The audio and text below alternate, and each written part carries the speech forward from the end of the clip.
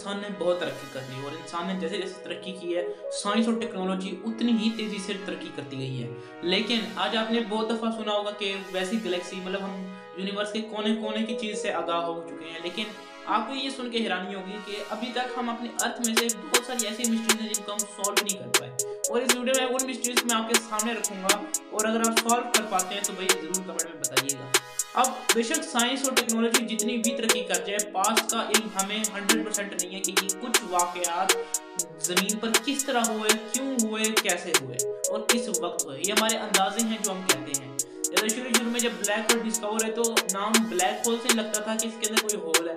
बाद में जैसे-जैसे पता चलता गया और रिसर्च होती गई तो पता चला कि भई ये होल नहीं है, ये एक प्लैनेट की तरह एक बॉडी है प्रॉपर हेवनली जो कि ब्लैक नज़र आती है क्योंकि तमाम लाइट को एब्ज़ॉर्ब कर लेती है। अब फ्यूचर में और कोई नई चीज़ आ जाएगी, ये ब्लैक होल वो भी नहीं था, ये भी नहीं था, अब ये चीज़ तीसरी चीज़ कोई निकल आए। तो यूनिवर्स एक ऐसी चीज़ है जिसके बारे में हम किसी भी चीज़ को हम पक्का 100% मान नहीं सकते। खैर अर्थ की मिस्ट्री की तरफ चलेंगे।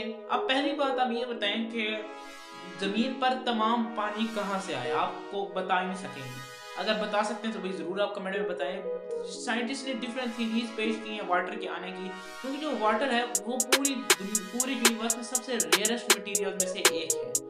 और ये कोई हमारे सोलर सिस्टम में कोई ऐसा चांस था भी नहीं, कोई ऐसे वाटर का साइन भी नहीं है कि हम कहेंगे अर्थ बनते वक्त जब बिग बैंग हुआ, जब सोलर सिस्टम बन रहा था, कोई ऐसी चीज़ हो कि वाटर हमारी अर्थ के ऊपर आ गया हो। लेकिन फिर ये कहाँ से आया? देखिए बहुत सारी थ्योरीज हैं। थ्योरी ऐसी होती है खासतौर पर यूनिवर्स के लैंग्वेज में कि अंदाज़ा होता है हाँ यार ये हो सकता है। जैसे बिग बैंग थ्योरी कि ये एक ऐसी थ्योरी है कि यूनिवर्स स्टार्ट कैसे हुआ हमें ये बताती है, लेकिन इसके ऊपर कोई यकीन इस तरह नहीं कर सकता कि 100% यही हुआ था। साइंटिस्ट ने एक थ्योरी पेश किया साइंसदानों ने कि ज़मीन बनने के बाद बहुत सारे एस्टेरॉयड्स आते जो कि बर्फ़ के बने हुए थे और उनके टकराने से यहाँ बर्फ़ आई, वो पिघली और यहाँ पर पानी आया। लेकिन एक ही थ्योरी और बहुत सारी चीज़ों में एक्सेप्टेबल नहीं भी है। जैसे कि भाई एस्टेरॉयड है, जब सोलर सिस्टम बना था तो इतना गर्म था कि एस्टेरॉयड उसके पास अगर आता और जब इसके एटमॉस्फेयर में से पास होता तो हवा में क्यों नहीं जल गया, ज़मीन पे क्यों आके लगा।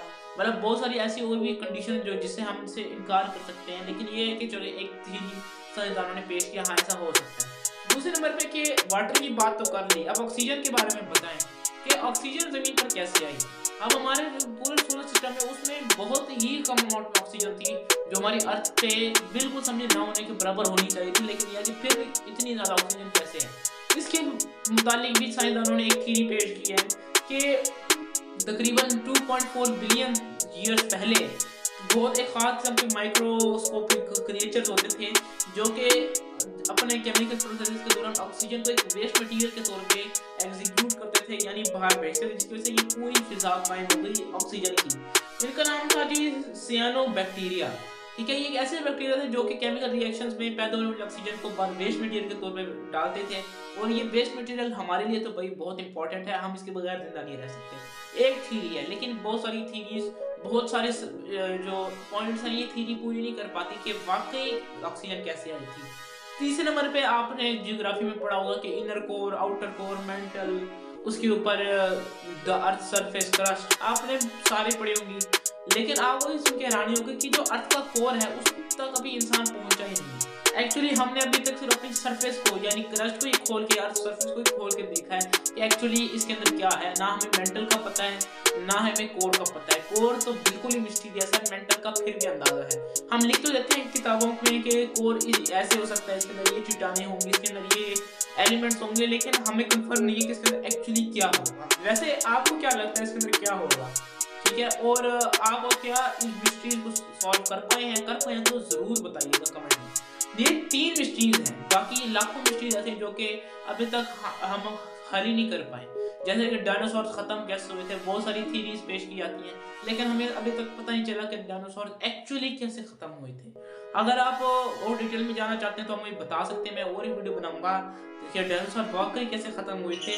क्योंकि लेकिन ये है कि फिर भी वो मैं थ्योरीज ही आपको बताऊंगा, क्योंकि ये बात कंफर्म नहीं है कि एक्चुअली डायनासोर कैसे खत्म हुए थे। बहुत सारी ऐसी और थ्योरीज हैं, जैसे कि लाइफ कैसे शुरू हुई, और बहुत सारी थ्योरीज हैं। और अगर आपके दिमाग में कोई ऐसी थ्योरी हो जिसका अभी तक साइंस पूरा पता नहीं चला, आपको यह कमेंट में जरूर बताइएगा। और एक चीज़ को दबाते वीडियो को बंद कीजिएगा, वो है इस चैनल का सब्सक्राइब बटन। Thank you.